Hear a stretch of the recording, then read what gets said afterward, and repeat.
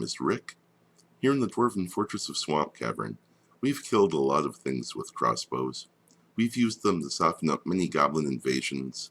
We've battled hydras and were creatures. We've had sieges last for so long that our crossbow teams ran out of ammo, picked up more, and came back to fire more shots, without being specifically told to. However, getting your crossbow troops to be useful is tricky in Dwarf Fortress. The violent little maniacs want so badly to bash things with their crossbows, rather than use it for its intended purpose.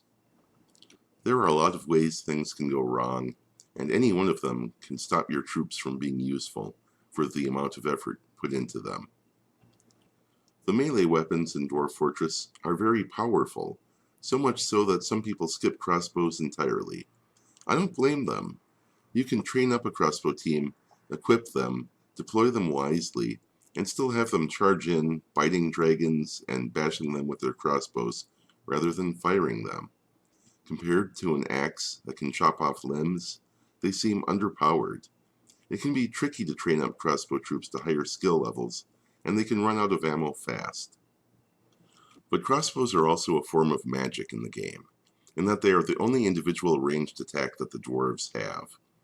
They allow a dwarf to hit opponents from a distance, even from behind defenses.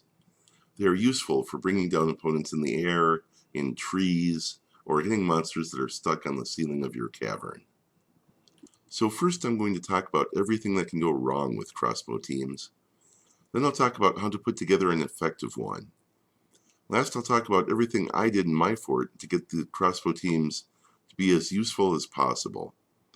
When I talked about these ideas on the Dwarf Fortress forums, I got some really good feedback, so I'll briefly mention all the advice I got from fellow players. Stick around. Maybe one of these experienced players has just the tip you needed to get your crossbow teams taking out a bunch of flying enemies and making it look easy. Here are some reasons why a crossbow user fails. In general, it's tricky to get troops to pick up all their weapons and armor in the game. Sometimes your troops just don't seem to want to practice firing their crossbows at archery targets. It's easy to run out of bolts for practice in combat. Even highly trained crossbow users miss their shots sometimes, especially against flying opponents. And even highly trained crossbow teams are useless if you don't give them orders in the right way. Now I'll be specific. They would rather bite things than shoot at them. You kind of have to force them to use the ranged attack. Even highly trained crossbow teams try to do biting, kicking, and wrestling attacks. Oh, and shield and crossbow bashing. They love that. You know all those options from Adventure Mode, where you can consider all kinds of different attacks? They are constantly thinking like that. If the monster's tail gets too close to their teeth, they're going to go for a biting attack. All the crossbow training in the world won't stop that. They fire, but miss. Even high-level teams miss sometimes. Being higher level helps, though. They want to shoot, but have no ammunition, or run out quickly, and the nearest ammo is far away. Their uniform doesn't have carry ammunition toggled on. They're using bone or wood ammo versus armored targets or monsters. Sure, you can hunt normal animals with that stuff, but against any armored target, I don't think you're even tickling them. My sole exception for this is if you've managed to capture yourself a bronze colossus. Use wood ammo on that for infinite target practice. Battlefield conditions. They are falling, drowning, webbed, on fire, exhausted, give in to the pain, sleeping in their own beds, whatever. You order a team to go somewhere, and none, or not very many, show up.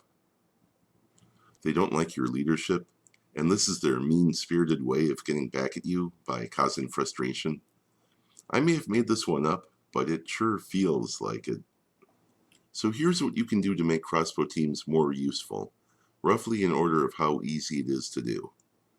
Basically, it boils down to put them behind defenses so that they are forced to fire their crossbows. Train them to 5th level or higher so that they are more likely to fire a shot even outside of defenses, and more likely to hit when they fire. Use metal ammo and have plenty of it. Have more than one crossbow squad in case one gets tired or injured. I'll get into some detail now with some examples from my fort. Put them behind defenses. Make them fight from behind fortifications and make the enemy come to you. Just a wall or fortifications isn't enough on the surface. A dwarf with even the slightest bit of climbing skill will climb over them to get at their opponents. In this example, they are one story up for reasons I will get to. They are also sealed in with a roof over their heads. To even get to ground level, they have to go down a couple of stories to get to the main staircase. In this fort, I have siege entrances into the caves, where teams can fire on invading forgotten beasts. I have doors I can lock in case I see the crossbow teams taking off to go fight any intruders hand to hand. They know instantly when the door is locked, no matter where they are, so they'll stop them in their tracks if that's what they're doing. The surface fort has a path that can get to the defenses fairly directly, but also doors that can be locked behind them and an ammo supply in there. This is it. I never really needed to use it. I used orders to move the crossbow teams in combat, and they actually had the sense to resupply in the middle of combat, come back and fire some more, without me ever having to really do anything. Train them up. I feel like until they hit level 5 in skill use, they are way more likely to bash with the crossbow than fire it, and after about 5, there's a good chance they will use it properly. There are several different ways to train them. I'll get into it more when I talk about what I did. Use metal ammo, have plenty of metal ammo. I like to train with it and use it in combat to save time on their part and hassle on mine. This is harder to do on worlds with resources turned down. It's still entirely possible through trade or goblinite. I know it's possible to try to use both metal and wood bolts, but what happens in practice? If your guys have been using wood bolts to practice with, and something bad happens, do they rush to replace their ammo with metal? Even if you can get it to work properly, that takes time they might not have, depending on how dire the need for military troops is. I used a lot of silver because it's good for bolts, and a little steel just to show off a little, but any metal will do, in my opinion.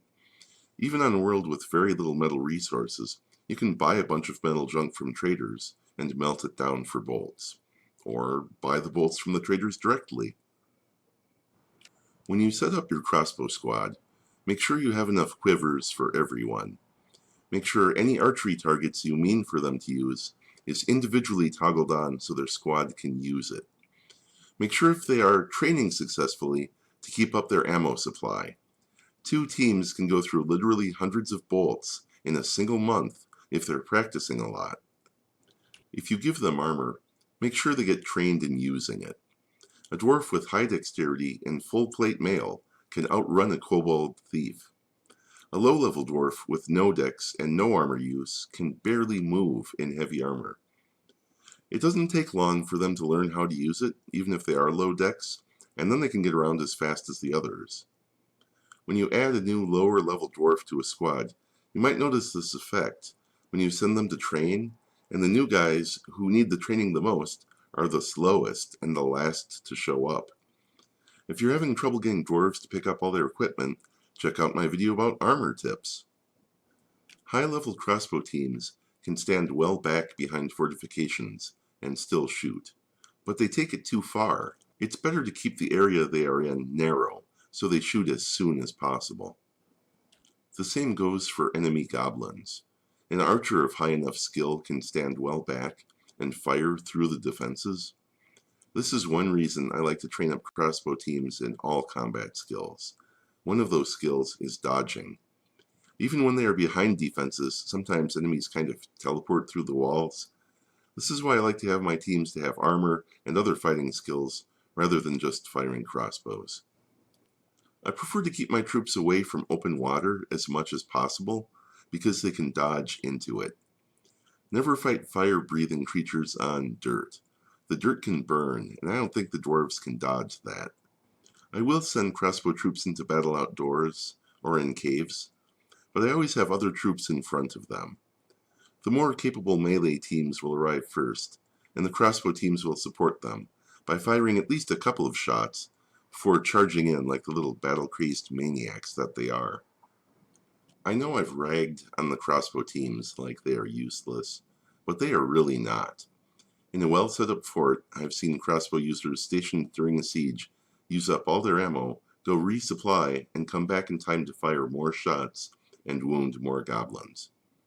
One time in a battle versus a dragon, the very first combat report was that a crossbow bolt sailed out and hit a dragon in the heart. It didn't kill the dragon outright, but the battle was fairly short after that, and I feel like it helped. If I'm not mistaken, the force of crossbow bolts allow them to damage enemies armored enough or made of tough enough materials that other weapons would bounce harmlessly off. If you'd like to see this fortress using crossbows to fight forgotten beasts or goblin sieges, check out just about any one of my videos. The more recent ones are actually pretty good. I'm partial to Swamp Cavern vs. Hydra. Coming up on the screen is going to be my Dwarf Fortress tutorials. Check those out if you like this one.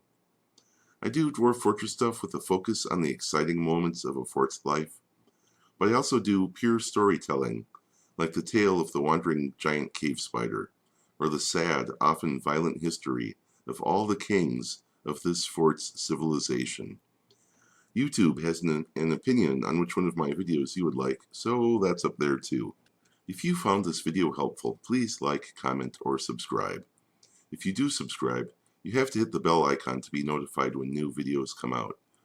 My tiny channel struggles to be found in a sea of videos of Dwarf Fortress clones and ripoffs.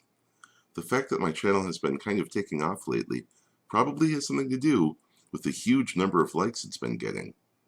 I'd like to thank my fans for their continued support. I'm doing this for you guys and wouldn't want to disappoint you, so thanks.